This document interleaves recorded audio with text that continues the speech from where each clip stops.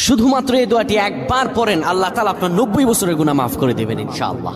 আপনার 90 বছরের গুনাহ মাফ হয়ে যাবে যদি মাত্র এই দোয়াটি যদি একবার পড়তে পারেন। আপনার ভাগ্য খুলে যাবে, রিজিকে বরকত আসবে, মনের ন্যাক আশা পূরণ হবে, আল্লাহ আপনার সব দোয়া কবুল করে দিবেন। সুবহানাল্লাহি ওয়া বিহামদি।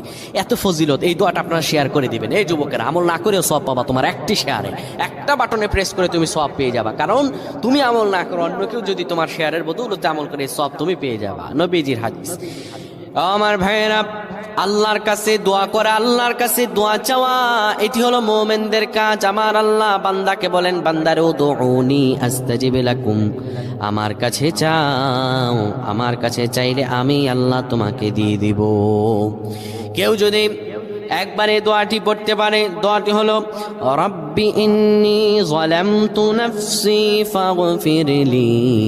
কেউ যদি এই দোয়াটা একবার পড়তে পারে, আমার আল্লাহ তাআলা তার 90